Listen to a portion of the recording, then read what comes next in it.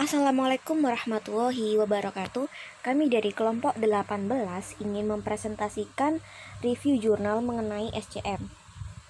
Untuk jurnal yang pertama mengenai analisis kinerja rantai pasok agroindustri apel.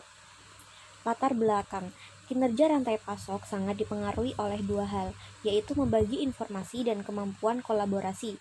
Membagi informasi memainkan peran penting dalam mendukung kemampuan kolaboratif. Kolaborasi rantai pasok juga dipengaruhi oleh praktek kemitraan antar pelaku yang terjadi di dalamnya. Objek dari penelitian ini adalah agroindustri apel di Kota Batu, Provinsi Jawa Timur. Objek ini dipilih karena Kota Batu merupakan sentra utama produksi apel di Indonesia, selain di Poncokusumo dan Nongkojajar Kabupaten Pasuruan. Selain itu, banyak UMK agroindustri apel yang tersebar di Kota Batu dengan beragam produk olahan apel seperti minuman sari apel, dodol apel, jenang apel, cuka apel, brem apel, atau keripik apel.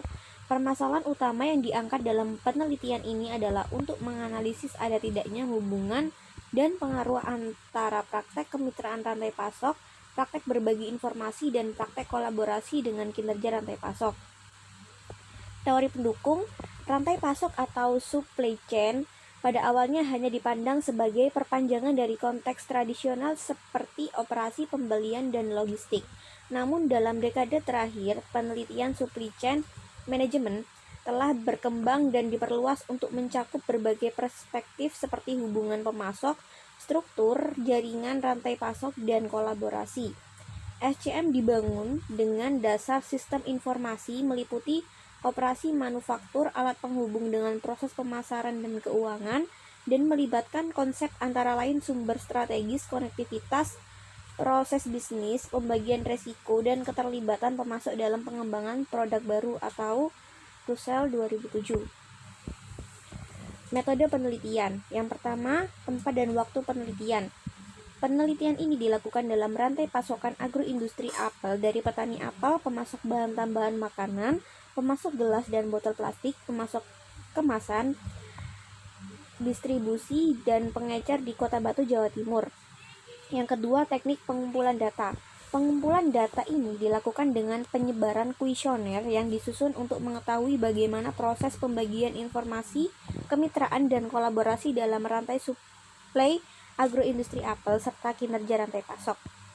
Analisis data, model pengukuran atau outer model, model struktural atau inner model, diagram jalur atau PET diagram, evaluasi goodness of fit, dan pengujian hipotesis. Untuk hasil penelitian, di sini kami mengambil output pengujian hipotesis. Yang pertama, pengaruh berbagi informasi terhadap kemitraan rantai pasok. H0 tidak terdapat pengaruh berbagi informasi terhadap kemitraan rantai pasok. H1 terdapat pengaruh berbagi informasi terhadap kemitraan rantai pasok. Hasil pengolahan data pada tabel 7 menunjukkan nilai T statistik sebesar 5,286 lebih dari 1,96. Dengan demikian, kesimpulannya adalah tolak H0. Dengan kata lain, variabel berbagi informasi memiliki pengaruh signifikan terhadap variabel kemitraan rantai pasok. Yang kedua, pengaruh berbagi informasi terhadap kinerja rantai pasok. H0 tidak terdapat pengaruh berbagi informasi terhadap kinerja rantai pasok. H1 terdapat pengaruh berbagi informasi terhadap kinerja rantai pasok. Hasil pengolahan data pada tabel 7 menunjukkan nilai T statistik sebesar 1,335 kurang dari 1,96. Dengan demikian, kesimpulannya adalah terima H0. Dengan kata lain, variabel berbagi informasi tidak memiliki pengaruh signifikan terhadap variabel kinerja pasok. Yang ketiga, pengaruh berbagi informasi terhadap kolaborasi rantai pasok. H0 tidak terdapat pengaruh berbagi informasi terhadap kolaborasi rantai pasok. H1 terdapat pengaruh berbagi informasi terhadap kolaborasi rantai pasok. Hasil pengolahan data tabel 7 menunjukkan nilai T statistik sebesar 1,712 kurang dari 1,96. Dengan demikian, kesimpulannya adalah terima H0, variabel berbagi informasi tidak memiliki pengaruh signifikan terhadap variabel kolaborasi rantai pasok. Yang kelima, pengaruh kemitraan terhadap kolaborasi rantai pasok. Hasil pengolahan data pada tabel 7 menunjukkan nilai T statistik sebesar 2,795 lebih dari 1,96. Dengan demikian, kesimpulannya adalah tolak H0 kemitraan memiliki pengaruh signifikan terhadap variabel kolaborasi rantai pasok. Yang keenam, pengaruh kemitraan terhadap kinerja rantai pasok. Pada hasil pengolahan data tabel 7 menunjukkan nilai T statistik sebesar 1,494 kurang dari 1,96. Dengan demikian, kesimpulannya adalah terima H0. Kemitraan tidak memiliki pengaruh signifikan terhadap variabel kinerja pasok. Yang ketujuh, pengaruh kolaborasi terhadap kinerja rantai pasok. Hasil pengolahan data tabel 7 menunjukkan nilai T statistik sebesar 2,928 lebih dari 1,96. Dengan demikian, kesimpulannya adalah tolak H0. Dengan kata lain, variabel kolaborasi memiliki pengaruh signifikan terhadap variabel kinerja rantai pasok. Kesimpulan, berdasarkan hasil penelitian dapat disimpulkan bahwa menunjukkan keterkaitan antar variabel di mana berbagi informasi, kemitraan, dan kolaborasi.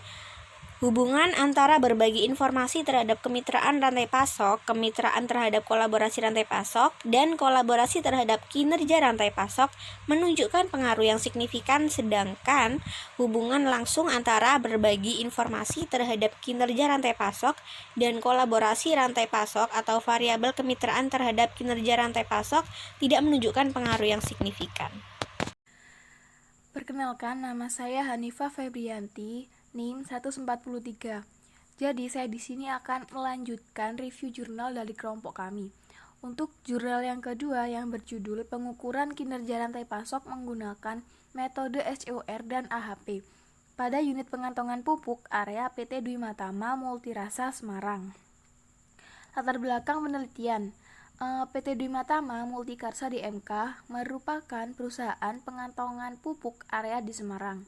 Dalam menjalankan aktivitas rantai pasoknya, perusahaan ini sering mengalami masalah mulai dari proses pengadaan, produksi, hingga pengiriman. Pada proses pengadaan, perusahaan ini sering mengalami keterlambatan waktu proses produksi yang berujung tidak tercapainya target volume produksi, pengantongan pupuk, dan terlambatnya pengiriman. Selain itu, belum adanya indikator penilaian kinerja rantai pasok yang disajikan dalam Key Performance Indicator atau KPI pada PT DMK ini, sehingga belum ada tolak ukur untuk mengevaluasi kinerja rantai pasok perusahaan. Teori-teori pendukung. Yang pertama, menurut Ruki 2001, pengukuran kinerja adalah membandingkan antara kinerja yang sebenarnya diperoleh dengan yang direncanakan. Dengan kata lain, sasaran-sasaran yang telah ditargetkan harus diteliti sejauh mana pencapaian yang telah dilaksanakan untuk mencapai tujuan. Model untuk yang kedua yaitu model SCOR digunakan untuk mengukur dan meningkatkan kinerja total rantai pasok perusahaan. Model ini meliputi penilaian terhadap pengiriman dan kinerja pemenuhan permintaan, pengaturan inventaris dan aset, fleksibilitas produksi, jaminan, biaya-biaya proses, serta faktor-faktor lain yang mempengaruhi penilaian kinerja keseluruhan pada sebuah rantai pasokan. SCC 2012. Untuk yang ketiga yaitu Analytical Hierarchy Process atau AHP adalah metode untuk memecahkan suatu situasi yang kompleks, tidak terstruktur ke dalam beberapa komponen dalam susunan yang hierarki, dengan memberi nilai subjektif tentang pentingnya setiap variabel secara relatif dan menetapkan variabel mana yang memiliki prioritas paling tinggi guna mempengaruhi hasil pada situasi tersebut. Saati 2012. Yang keempat yaitu menurut Dermawan Wibisono 2006, penyusunan AHP terdiri dari 3 langkah dasar, yaitu yang pertama desain hierarki, yang kedua yaitu memprioritaskan prosedur, dan yang ketiga yaitu menghitung hasil. Untuk metode penelitiannya yaitu data yang digunakan dari peneliti ini yaitu menggunakan data primer di mana dilakukannya pembagian kuesioner ke semua kalangan perusahaan. Hasil penelitian berdasarkan gambar proses rantai pasok PT DMK ini, PT DMK menyuplai material pupuk dari PT Pusri dan menyuplai beberapa alat pemeliharaan mesin dari para supplier serta bahan-bahan material yang disuplai dari PT Wiharta. Lalu, pengiriman bahan-bahan pembuatan pupuk ke pabrik atau PT DMK ini. Setelah pupuknya jadi, pupuk yang telah dikantongi dalam karung selanjutnya akan dikirim ke agen distributor untuk dikirim ke gudang-gudang pengecer yang ada di Jawa Tengah. Lalu selanjutnya dapat dijual ke kelompok tani pada tiap-tiap kabupaten atau kota. Untuk hasil selanjutnya yaitu dari 35 KPI yang telah diisi oleh 10 responden melalui kuesioner pertama ini, untuk nilai dari hasil pengukuran rantai pasok PT DMK ini didapatkan sebesar 73.344 dari 30 kinerja rantai pasok perusahaan yang telah terpilih. Setelah dievaluasi satu persatu, terdapat 13 indikator kinerja yang masih berada dalam kondisi average dan marginal, yang artinya belum mencapai kondisi yang cukup baik. Hal tersebut disebabkan karena belum adanya proses perencanaan yang matang, dari proses pengadaan, produksi, pengantongan, hingga pengiriman, serta belum adanya koordinasi yang baik antar pihak supplier PT DMK serta perusahaan distributor. Untuk yang ketiga, yaitu sesuai hasil penelitian ini, sebagian besar masalah yang dialami oleh PT DMK ini adalah kurangnya koordinasi antar stakeholder seperti supplier, perusahaan, dan distributor. Untuk perbandingan dari kedua jurnal yang telah kami review, yang pertama yaitu untuk jurnal yang berjudul Analisis Kinerja Rantai Pasok Agroindustri Apel, itu menjelaskan bahwa hubungan antara variabel kemitraan dengan kinerja rantai pasok tidak berpengaruh secara signifikan. Lalu untuk jurnal yang kedua yang berjudul Pengukuran Kinerja Rantai Pasok menggunakan metode SEUR dan AHP pada unit pengantongan pupuk area PT Dwi Tama Multirasa Semarang ini, bahwa antar pihak stakeholder, perusahaan dan distributor ini saling berpengaruh. Karena pada jurnal ini dijelaskan bahwa permasalahan yang banyak timbul pada PT DMK ini yaitu dari kurangnya koordinasi antar supplier, perusahaan, dan distributor tersebut.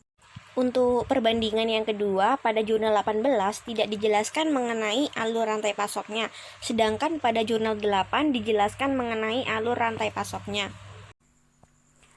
Untuk daftar pustaka yang pertama yaitu Rahmawati Rizky Khotimah Bambang Purwanggono Lari Susanti dengan judul jurnalnya yaitu Pengukuran Kinerja Rantai Pasok menggunakan metode SEUR dan AHP pada unit pengantongan pupuk area PT Dwi Tama Multikarsa Semarang dari Fakultas Teknik Universitas Diponegoro.